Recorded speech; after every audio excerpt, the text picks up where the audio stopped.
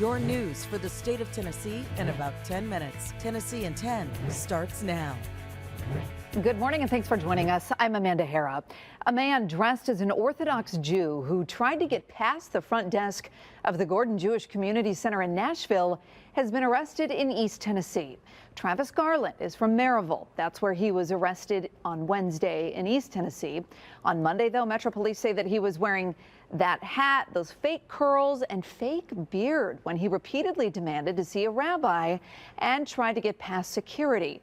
A guard said he was nervous that Garland was going to try and take his pistol because he says Garland kept looking at it. Eventually, guards got him to leave. Garland, though, appeared to have been recording part of the encounter. You can see him holding a cell phone right there. He later told officers it was all part of an internet prank. He's facing multiple charges, including assault and trespassing. 2 volunteer coaches at an East Tennessee elementary school are under investigation.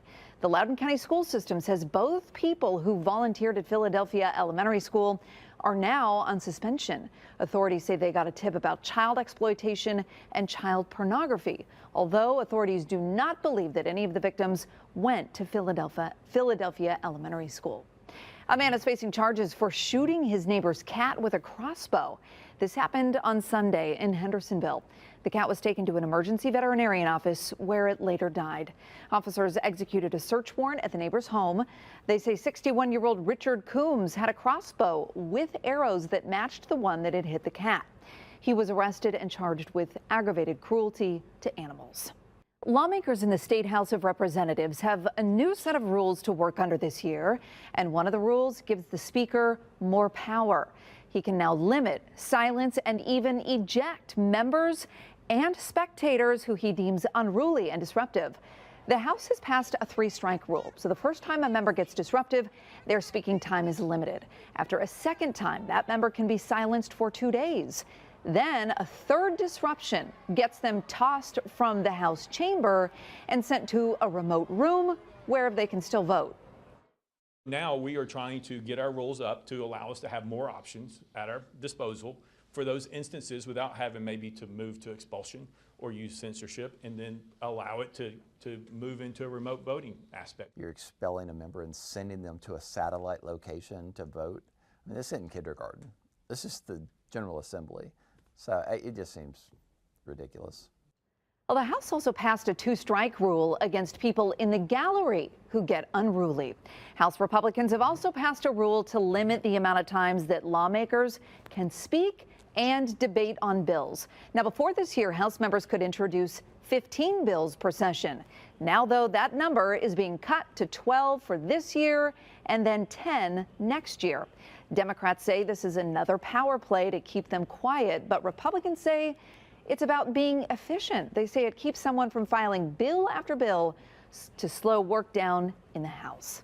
All right, First Alert meteorologist Melanie Layden joining us with a look at the forecast where you live. Enjoy today because we got changes coming. That's right. It's going to be relatively warm for January today, but we do have some rain showers coming tonight for pretty much the entire state. We'll start to see these showers moving in around dinner time in West Tennessee, getting into Middle Tennessee later tonight around 10 o'clock or so, pushing into Eastern Tennessee overnight. Could get a few heavy downpours mixed in there, and a few of these showers will linger into Saturday morning. For the most part, though, Saturday is a fairly dry day. Once we get to Sunday, though, things are changing for everyone. A blast of cold Arctic air begins to move into the mid-state and really the surrounding areas, the entire state of Tennessee. All days we'll see high temperatures in the 20s, lows in the teens, but it's really going to be the wind chills, or what's more commonly referred to as the feels-like temperatures. Those will get down to single digits, and for some, even down to below 0 in the early morning hours. All right, Melanie, thanks. Well, the Stewart's Creek High School Band in Rutherford County will soon be on their way to Washington, D.C. to participate in Monday's Inauguration Day Parade.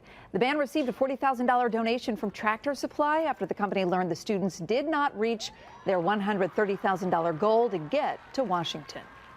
So now none of these students have to pay their way to get to Washington, D.C. They're going to be walking down Pennsylvania with their piccolo or percussion, with their tuba or their trumpet. We're humbled by it, but we're also really, really excited to represent our state with some pride. It's a great win for music and arts instruction here in the state of Tennessee. Well, the band was selected among other bands from across the country by the Trump-Vance inaugural committee. Thanks for joining us for Tennessee in 10. We'll see you back here Monday morning with a look at the big stories from across the state. Have a great day and a great weekend. This is Tennessee in 10, streaming your news and weather across the state in about 10 minutes.